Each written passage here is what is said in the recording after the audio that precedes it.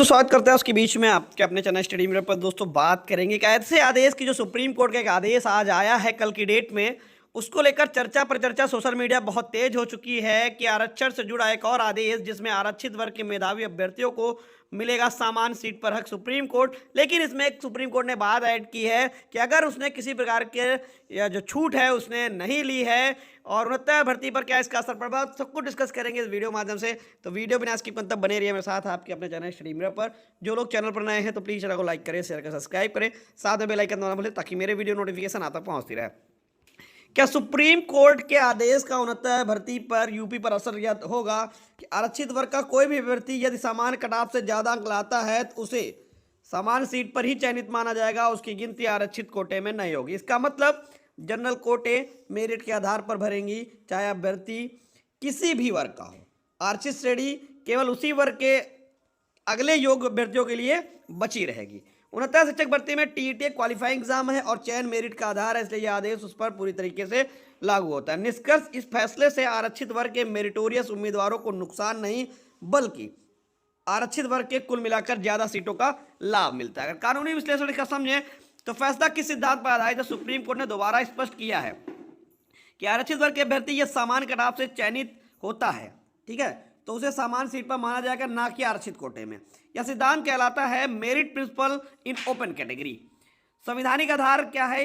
यह अनुच्छेद 14 समानता का अधिकार, समान योग्यता वालों को समान व्यवहार होना चाहिए। अनुच्छेद 16 का फर्स्ट, सार्वजनिक रोजगार और समान अवसर। यदि कोई आरक्षित वर्ग का उम्मीदवार खुली मेरिट में सफल है तो उसे अलग नहीं किया जा सकता। अनुच्छेद 16 के भाग 4 जो आरक्षण की अनुमति, आरक्षण केवल प्रतिस्पर्धा में असमानता दूर करने के लिए है, ना कि मेरिट में सफल व्यक्ति को बाहर करने के लिए, ठीक है।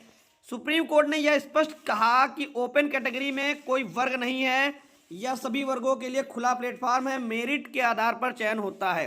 इसलिए यदि SC ST OBC उम्मीदवार सामान्य कटाव पार करता है तो उसे आरक्षित सीट पर नहीं डाला जा सकता, ठीक है।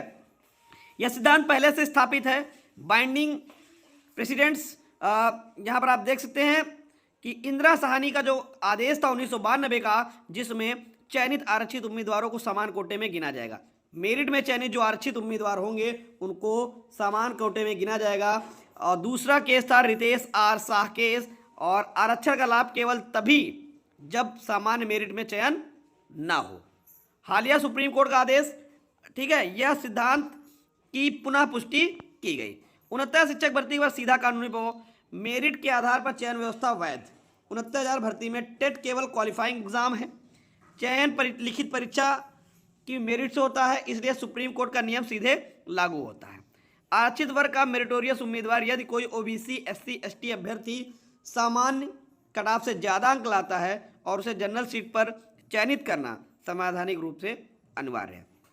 पहली चीज़, ठीक है, अगर कोई meritorious candidate OBC SC ST अगर समान वर्ग से ज़्यादा अंक लाता है तो उसे जनरल सीट पर चयनित करना संवैधानिक रूप से अधिकार है। आरक्षित कोटे की सीटें, ऐसी स्थिति में आरक्षित सीटें उसी वर्ग के योग्य अभ्यर्थियों से भरी होंगी, जो कि नियम हमेशा कहता है। चयन प्रक्रिया में इसका व्यवहारिक असर, पहले आरक्षित उम्मीदवार को आरक्षित सीट में डाल दिया जाता था भले ही वह सामान्य मेरिट में हो, ये गलत तरीका था पहले। अब संवैधानिक तरीका क्या है? पहले सामान्य सीट पर गिना जाएगा, आरक्षित सीट अगले पात्र में आरक्षित वर्ग को मिलेगी। यानी कि अगर आप ज़्यादा अंक लाते हैं तो आपको अनारक्षित सीट आपको दी जाएगी, उसके बाद जो आपकी सीट होगी वहाँ पर अनारक्षित वर्ग से भरी जाएगी। पॉइंट नंबर 7 कहता है क्या आयु फीस में छूट लेने वाला भी जनरल माना जाएगा?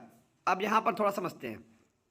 यदि अभ्यर्थी ने, ठीक है, आयु छूट, फीस छूट, कम कट-ऑफ लाभ लिया है तो सामान्य सीट पर नहीं गिना जाएगा। लेकिन यदि कोई रियायत नहीं ली तो सामान्य मेरिट में उसका चयन होगा तो उसे जनरल की सीट ही मिलेगी। लेकिन यहाँ पर एक चीज़ मैं आपको बता दूं, अगर किसी कैंडिडेट ने सिर्फ फीस छूट ली है तो वो रिलैक्सेशन ही माना जाएगा, रिजर्वेशन नहीं माना जाएगा।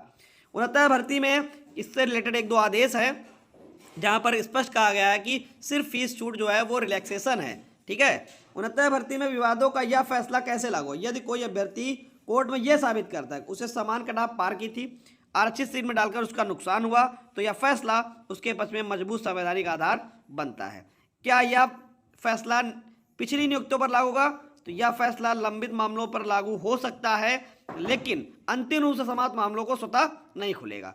तो अगर हम इसको समझें लीगल बॉटम लाइन, निष्कर्ष कि 69 शिक्षक भर्ती में मेरिट में चयनित आरक्षित उम्मीदवार को जनरल सीट पर रखना संवैधानिक रूप से अनिवार्य है। उसे आरक्षित कोटे में डालना अनुच्छेद 14-16 का उल्लंघन होगा। जो इसके लीगल फैक्ट्स हैं।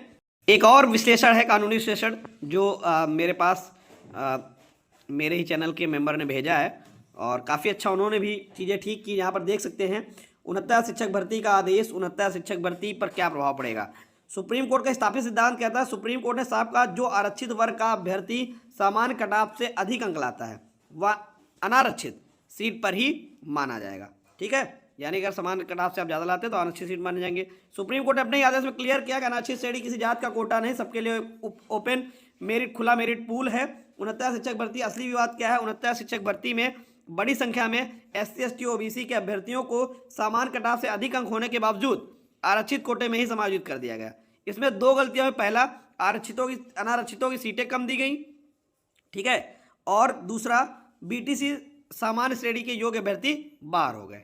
ठीक है, पॉइंट नंबर 3, यहाँ पर देख सकते हैं जो तर्क दिया गया कि इसमें जो है अनारक्षित लोगों की सीटें कम हो गई हैं और BTC के समान श्रेणी के जो अभ्यर्थियों का नुकसान हो गया, ये तर्क दिया गया जो कि सही नहीं है।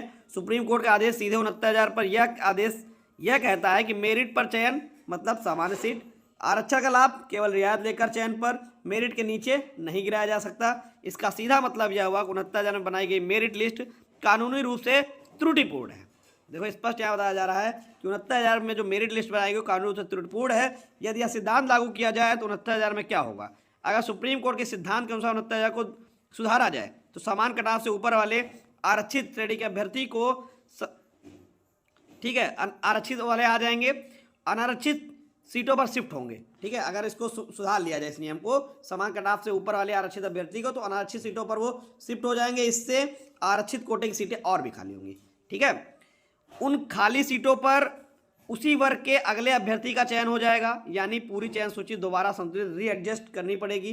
क्योंकि उन्हें सूची रद्द संशोधित होना तय, क्योंकि इसमें अनारक्षित श्रेणी को जाति कोटा बना दिया गया। ठीक है, सुप्रीम कोर्ट ने स्थापित कानून का उल्लंघन हुआ, संविधान के अनुच्छेद 14-16 का खनन हुआ है। ठीक है, इसीलिए 69 वर्तमान सूची कसौटी पर टिक नहीं सकती। BTC का मजबूत कानूनी आधार, BTC के पास यह मजबूत तर्क भी है कि मेरिट का हनन हुआ है, अनारक्षित सीटें गलत तरीके से छीनी गई, कम अंक वालों को लाभ मिला, अधिक अंक वालों को बाहर किया गया। यह सीधे सीधे असंवैधानिक चयन है। निष्कर्ष, सुप्रीम कोर्ट का यह आदेश 69 शिक्षक भर्ती की जड़ पर चोट करता है। या तो पूरी लिस्ट दोबारा बनेगी या चयन प्रक्रिया न्यायिक रूप से अस्थिर मानी जाएगी। तो ये है पूरा एनालिसिस, और भी कोशिश करूंगा इससे बेहतर लाने का। अगर कुछ मिलता है तो जरूर आप लोग बीच में वीडियो आएगी। Thank you for watching.